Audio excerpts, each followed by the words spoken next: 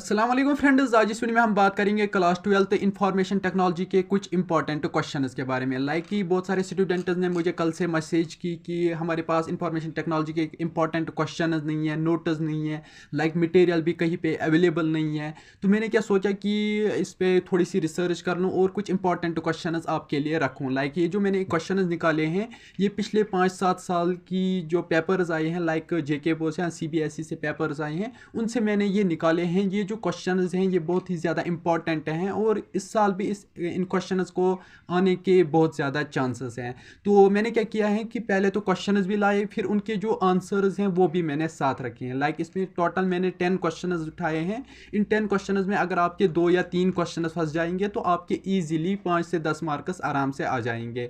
ये एक एक क्वेश्चन 5-5 मार्क्स का है। ये बड़े लॉन्ग टर्म क्वेश्चन हैं। ठीक, आई होप कि ये जो क्वेश्चन मैं आपके लिए लाया हूँ ये आप अच्छे से याद करोगे और इस वीडियो पे मिनिमम 10 कमेंट्स करोगे। मेरी इस मेहनत के लिए 10 कमेंट्स तो बनते ही हैं। तो बढ़ते हैं सबसे पहले क्वेश्चन की तरफ, जो कि है what is computer networking, explain different types of network. इसका क्या आंसर है? Computer networking is the practice of connecting multiple devices together for communication and data exchange. There are different types of network such as local area network, wide area network, metropolitan area network and personal area network. Computer networking क्या होता है कि हम बहुत सारे devices को एक जगह कनेक्ट करते हैं।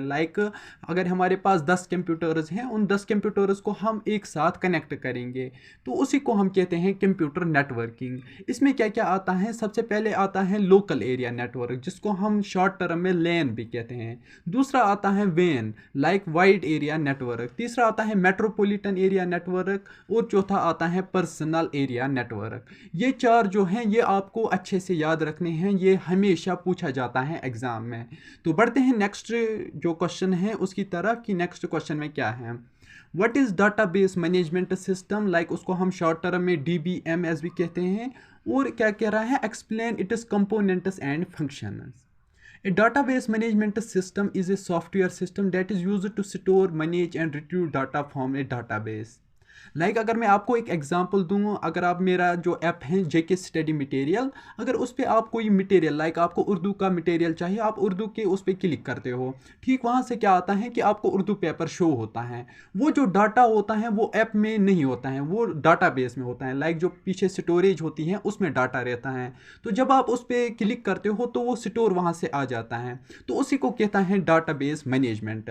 ये डाटाबेस मैनेजमेंट में क्या क्या रहता है? सबसे पहले इसका काम होता है कि डाटा को स्टोर करना।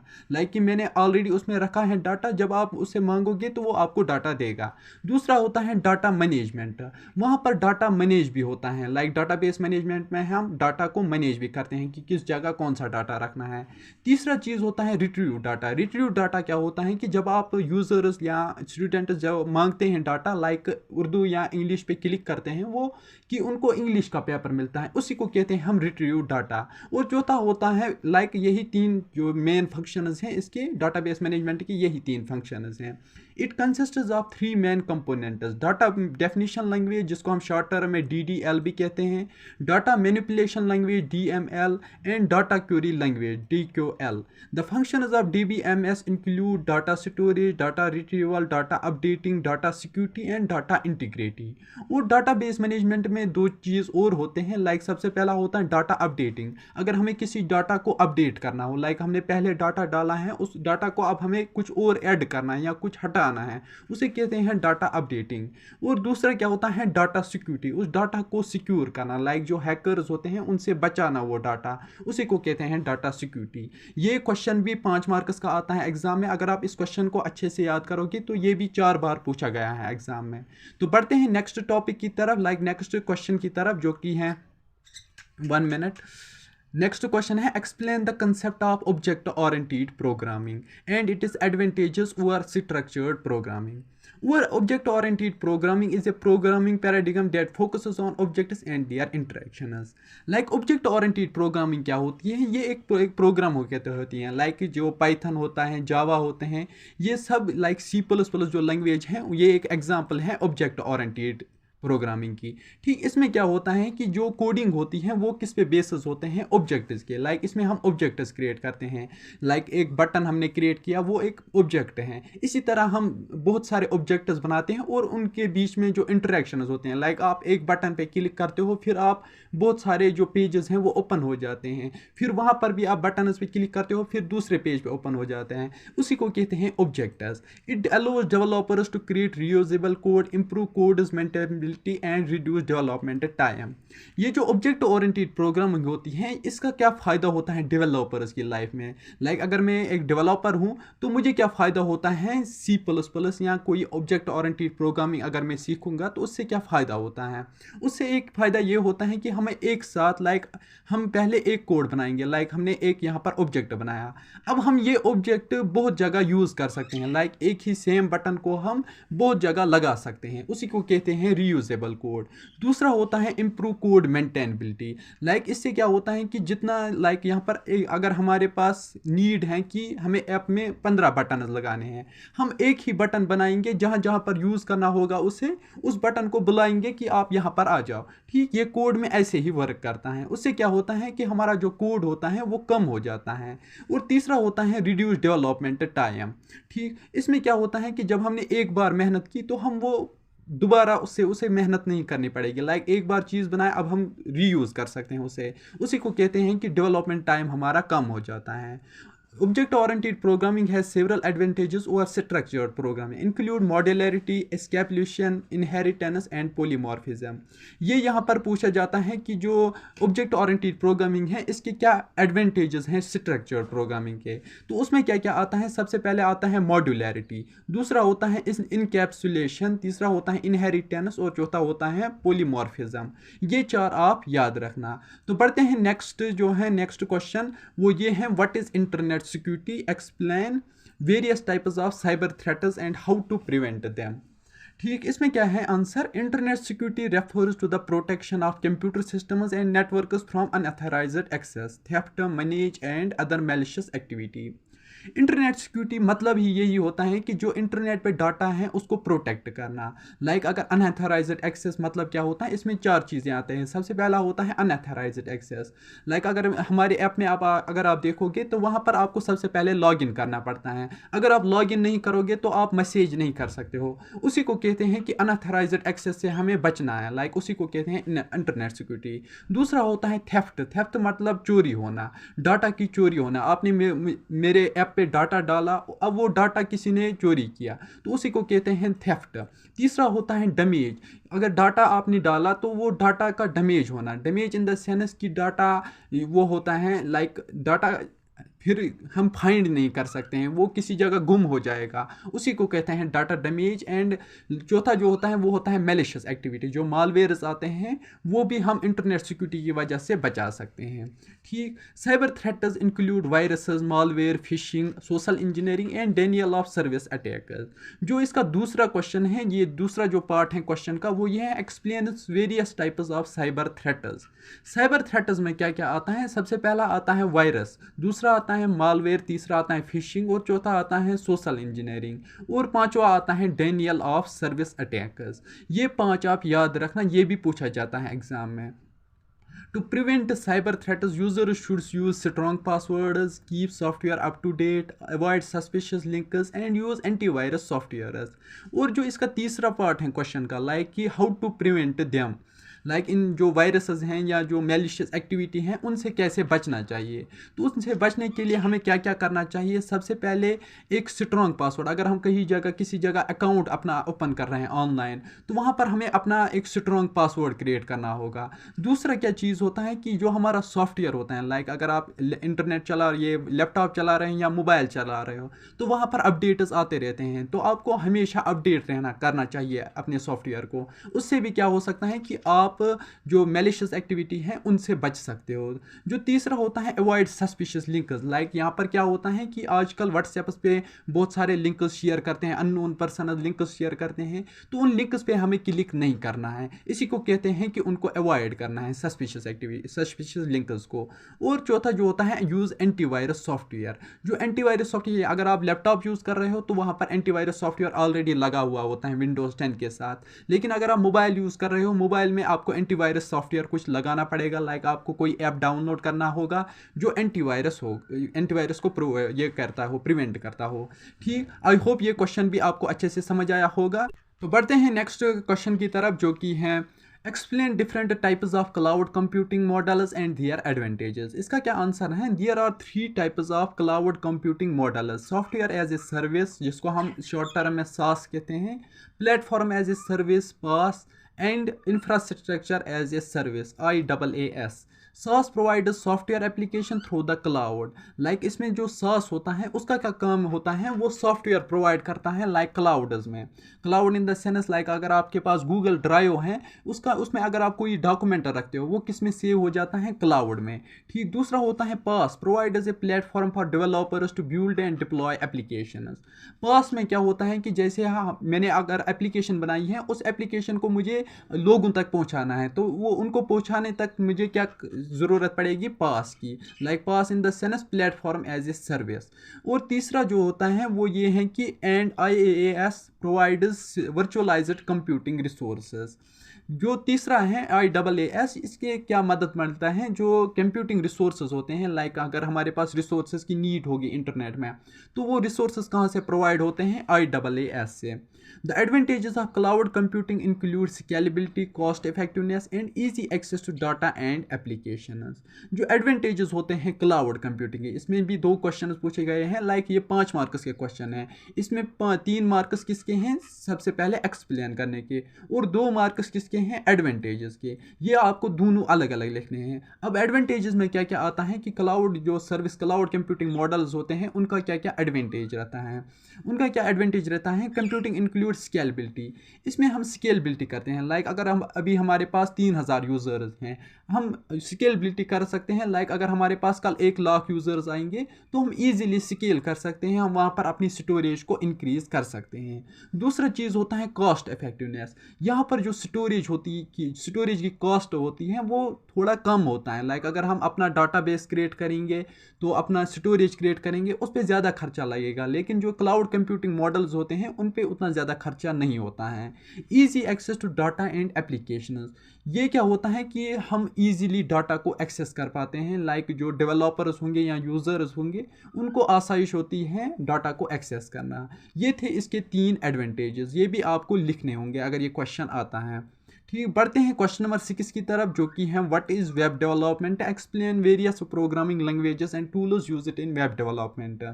इसका क्या आंसर है, सिंपल सा आंसर है, web development is the process of creating websites and web applications.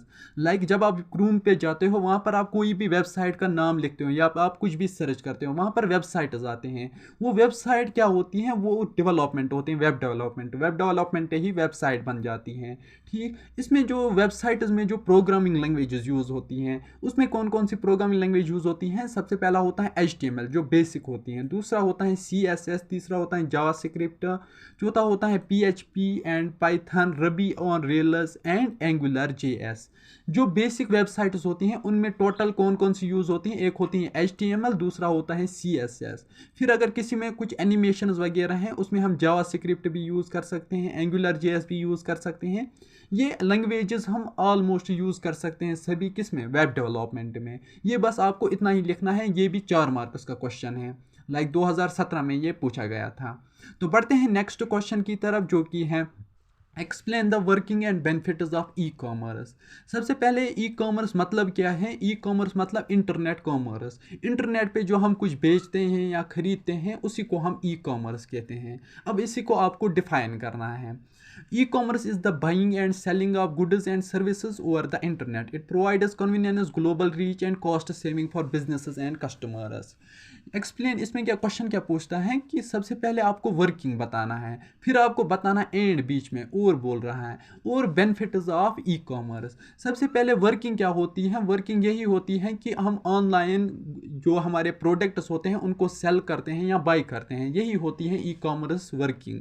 ठीक, अब जो बेनिफिट्स हैं, बेनिफिट्स क्या क्या रहते हैं? सबसे पहले हम ग्लोबली किसी चीज़ को बाई या सेल कर सकते हैं। लाइक अगर आप कश्मीर में रहते हो तो कश्मीर में अगर आप कुछ सेल करोगे फ्लिपकार्ट से, फ्लिपकार्ट का प्रोडक्ट होगा दिल्ली में, दिल्ली से प्रोडक्ट आपके घर आएगा। लाइक कितना आसाइश है, अगर आप ऐसे करोगे कॉल पे या कुछ ऐसा करोगे तो उससे मुश्किल होता है, लेकिन जब आप इंटरनेट पे करते हो ये आसाइश होती है बिजनेसेस के लिए भी और कस्टमर्स के लिए भी।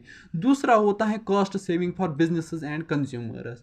इससे क्या होता है कि खर्चा कम हो जाते हैं। लाइक अगर आपको दुकान पे जाना है, आप एक एग्जांपल ले लो, अगर आप मीशो पे अभी जाओगे तो वहाँ पर आप कुछ कपड़े देखोगे, वो बहुत कम प्राइस में मिलते हैं। अगर आप वही कपड़े फिर अगर आप ऐसे लोकल बाज़ार या लोकल दुकान पे देखोगे तो उसका प्राइस डबल होता है। वो इसी वजह से होता है, जो लोकल दुकानदार होता है उसका क्या होता है, उसके खर्चा बढ़ते हुए।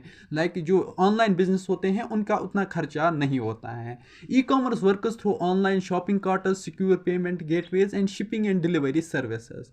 जो ये वर्किंग होती है ई कॉमर्स की, इसमें क्या क्या आता है? सबसे पहला आता है shopping carts. Shopping carts in the sense like जो वेबसाइट पे आप देखते हो वो प्रोडक्ट्स, वो पहले इसमें आता है। दूसरा होता है सिक्योर पेमेंट। जब आप उसको बाई करते हो फिर वहाँ पर आपको कुछ अपने डिटेल्स देने पड़ते हैं, लाइक अपनी पेमेंट करनी पड़ती है ऑनलाइन और अपना एड्रेस देना पड़ता है। तीसरा आता है shipping and delivery services. Shipping मतलब क्या होता है कि जो प्रोडक्ट हैं वो आपके इलाके में पहुँच जाता है। फिर जो डिलीवरी सर्विस होता है, फिर डिलीवरी बॉय आता है अपने उस इलाके से वो प्रोडक्ट ला के फिर आपके घर तक पहुंचाता है। यही होती है working and benefits of e commerce. ये क्वेश्चन भी 2020 में पूछा गया था, तो इसको आप अच्छे से याद करना। तो बढ़ते हैं नेक्स्ट क्वेश्चन की तरफ, जो कि है what is artificial intelligence. Like यहाँ पर क्वेश्चन नंबर, एक मिनट, यहाँ पर question number 8, what is artificial intelligence, explains various applications and challenges of artificial intelligence. इस क्वेश्चन में क्या पूछा जाता है, पहले ही ये 6 मार्क्स का क्वेश्चन आया था 2016 में। What is artificial intelligence, like artificial intelligence क्या होता है, और दूसरा क्या है, explain various applications and challenges of AI. Like इसमें हमें दूसरे जो पार्ट में हमें बताना है कि एआई का हम यूज़ कैसे कैसे करते हैं। लाइक एप्लीकेशन मतलब होता है यूज़ केसेस, हम कहाँ कहाँ यूज़ करते हैं आर्टिफिशियल इंटेलिजेंस का। तो आंसर क्या है इसका, artificial intelligence is a field of computer science that focuses on creating machine that can perform tasks that would normally require human intelligence. ठीक, जो आर्टिफिशियल इंटेलिजेंस है इसका सिंपल सा डेफिनेशन यही है कि हम ऐसी मशीन्स बनाते हैं, जैसे ही इंसान काम कर रहे हैं वैसे ही मशीन्स भी काम करेंगे। लाइक किस हिसाब से, अगर कोई काम रिपीटेबल है, लाइक कोई काम ऐसा है जिसको रिपीट करना है, लाइक मशीन्स में अगर आप देखोगे, अगर आप कोई ऐसा, जैसे हम कोई चीज़ लाते हैं दुकान से, वो चीज़ अगर इंसान बनाएगा उसको सेम बनाना है, लाइक वो होता है रिपीटेबल काम। लाइक एक चीज़ को बनाना हज़ारों बार, 10,000 बार बनाना है, उस चीज़ को बनाने के लिए हम आर्टिफिशियल इंटेलिजेंस का यूज़ कर सकते हैं। यही होता है आर्टिफिशियल इंटेलिजेंस का मीनिंग। दूसरा होता है कि एप्लीकेशन मतलब यहाँ कहाँ कहाँ हम यूज़ करते हैं, उसका क्या आंसर है, AI has applications in areas such as natural language processing. पहला आता है इसमें नेचुरल लैंग्वेज प्रोसेसिंग। लाइक अगर आपने रिसेंट में देखा होगा चैट जीपीटी, जो कि नेचुरली बात करता है इंसानों से। अगर आपका कोई क्वेश्चन होगा वो आपके क्वेश्चन का आंसर देगा, उसी को कहते हैं हम नेचुरल लैंग्वेज प्रोसेसिंग। दूसरा होता है कंप्यूटर विजन एंड तीसरा होता है रोबोटिक्स।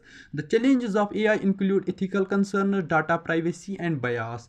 जो चैलेंजेस आते हैं, लाइक इसमें दूसरा और तीसरा जो पार्ट है इस क्वेश्चन का, वो ये है कि चैलेंजेस क्या क्या आते हैं एआई बनाने में। सबसे पहला होता है कि हमें सिक्योर रहना पड़ता है हैकर्स से। दूसरा चीज़ होता है डाटा प्राइवेसी, किसी के डाटा को शो करना हो या किसी के डाटा को छुपाना हो, उसमें भी यूज़ होता है। और तीसरा होता है बायस, ये भी यूज़ होता है। बढ़ते हैं लास्ट क्वेश्चन की तरफ, जो कि है question number 9, explain the concept of virtual reality and augmented reality, describe their applications in various fields.